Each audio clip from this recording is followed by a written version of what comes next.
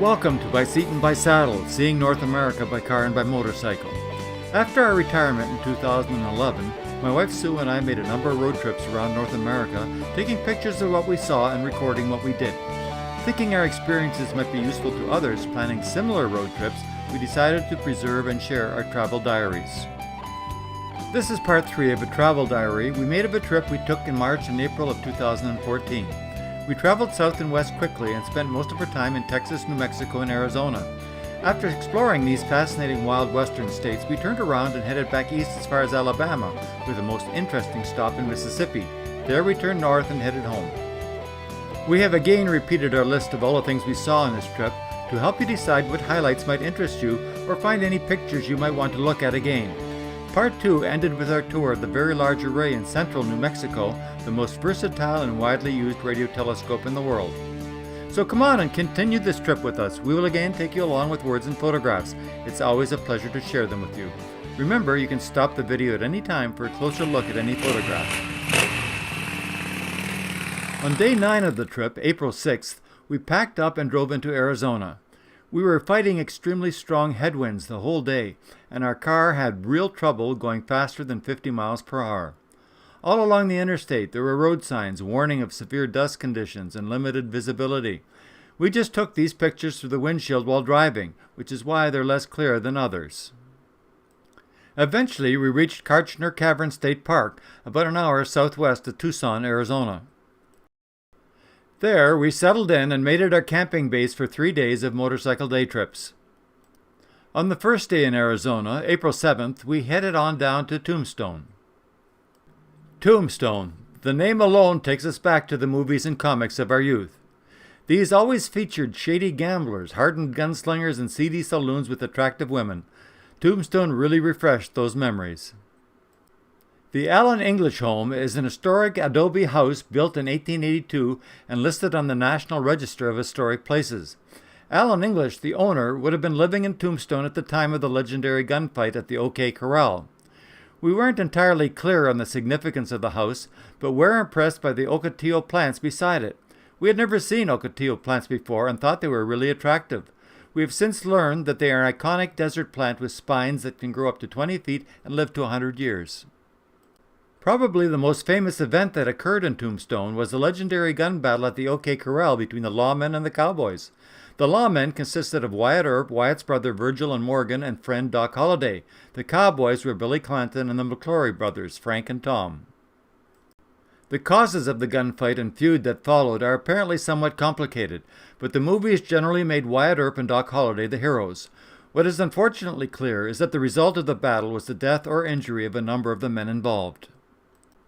Tombstone was basically a silver mining town, and 24 hours a day the Birdcage Theater catered to the cowboys, miners, drifters, and gunfighters that its newfound wealth attracted. It offered a large variety of shows along with drinking, dancing, gambling, and prostitution. It is said that cowboy audiences registered pleasure by shooting at the ceiling or displeasure with shots near the actors. A popular act called the Human Fly was performed by 2 women who walked upside down in shoes with clamps that fit into holes bored into the ceiling. The act ended in 1889 when one woman's clamps slipped and she sadly fell to her death. There were several bullet holes in the Birdcage Theater. There happens to be one in this photo of the bar. It is in the second pillar from the right, just at the bottom of the photo. We're not kids anymore, but we still kinda got into the spirit of the place. About 23 miles south of Tombstone and close to the border with Mexico is the little town of Bisbee, Arizona. Just before reaching Bisbee, you pass through the 1,400-foot-long Mule Pass Tunnel, the longest true tunnel in Arizona. These photos were taken from the motorcycle saddle as we rode into Bisbee. The huge letter B on the side of Chihuahua Hill was constructed in 1927 and is a symbol of pride in the town and high school athletic teams. Hillside letters are a known tradition in Arizona mountain towns. Bisbee exudes a lot of natural charm, and exploring the hills and curves of the narrow streets on our motorcycle was really an exhilarating experience. The dominance of the surrounding hills and the colors of the rocks and soil are more intense on a motorcycle, and so Bisbee scenery is a draw for the motorcycle fraternity. Bisbee and the mountains surrounding it was once the most productive mining district in the world, producing gold, silver, lead, zinc, and most significantly, copper. The copper mines around Bisbee were open pit mines, and these photos of the lavender mine show the magnitude and scale of such operations. The lavender mine is 4,000 feet wide, 5,000 feet long, and 850 feet deep. By evening, we were pretty tired and glad to motor back to our campsite at the state park. The following day, we rode down to Nogales, Arizona, which shares the border with Nogales, Mexico. Just to prove we had reached Nogales, we took a couple of pictures at the Tourist Bureau. We stopped at a McDonald's for a snack and were approached by a young man offering to guide our motorcycle for a small tip.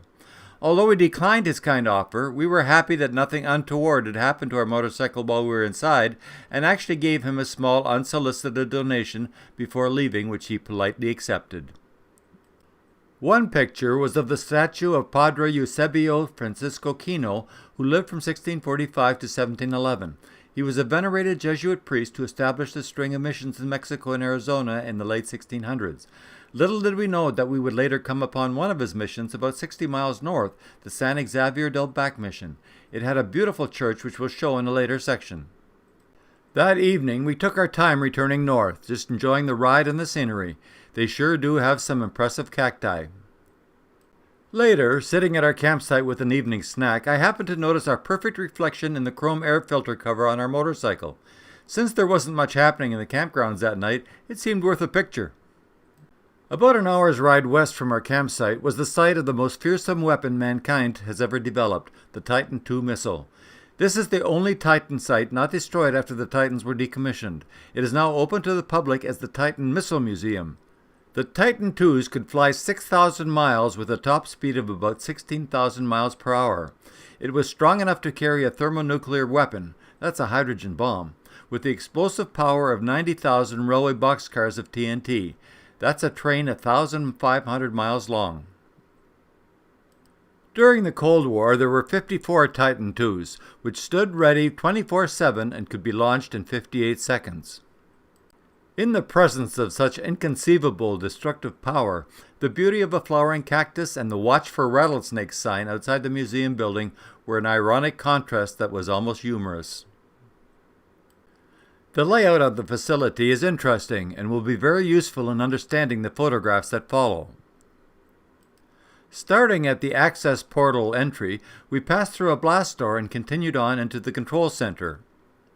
In the control center, we were shown the launch control consoles and launch control equipment.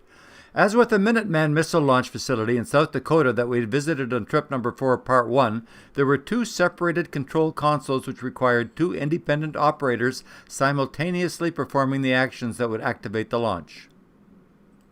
We then proceeded along the cableway to the launch silo. In the launch silo, we got our first glimpse of the missile itself. It seemed massive. It should be noted that the missile in the silo is a real Titan II. However, it had served only as a training unit and had never been armed or fueled.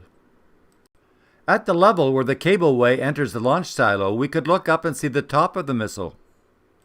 We could also look down and see the main body of the missile.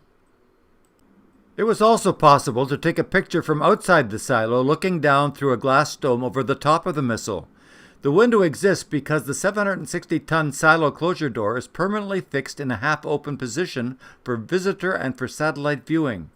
Satellite viewing is a vital part of the superpower agreement on arms control and enables the opposing power to verify that the site is decommissioned. These details and pictures for the 760-ton silo closure door were taken in the yard outside the complex. Incidentally, in 1980, an explosion at another Titan II site blasted an identical silo closure door 200 feet into the air and 600 feet away. There was a tremendous wealth of fascinating information on the fuel and oxidizer and on the rocket engines in the yard outside. This is the technology that launched the 12 Gemini capsules into orbit, 10 of them with astronauts. It also launched satellites, sent the Viking probes to Mars, and launched Voyager into the outer solar system. So, this is the end of part 3. In part 4, we visit the mission San Xavier del Bac, located on the San Xavier Indian Reservation. It has a beautiful Baroque church designed by the Spanish and built between 1783 and 1797, which makes it the oldest European structure in Arizona. It is said to be the finest example of Spanish colonial architecture in the United States. We also see a number of other interesting places and sites. We drive the Red Rock Scenic Byway and marvel at the majesty of the buttes that are so often depicted on Arizona travel brochures. Some miles south of the Red Rock Buttes is a region of native cliff dwellings. They are an amazing testament to the ingenuity and engineering skill of the indigenous people who lived in Arizona before the Europeans arrived. Well-preserved examples can be seen at the Montezuma Castle National Monument. At this point, we get on the I-10 and set our sights on estates east of Arizona. However, shortly before we leave Arizona, we come upon a region of giant boulders which we decide to call the Brobdingnag Boulders, a reference to the land of giants in the classic story of Gulliver's Travels.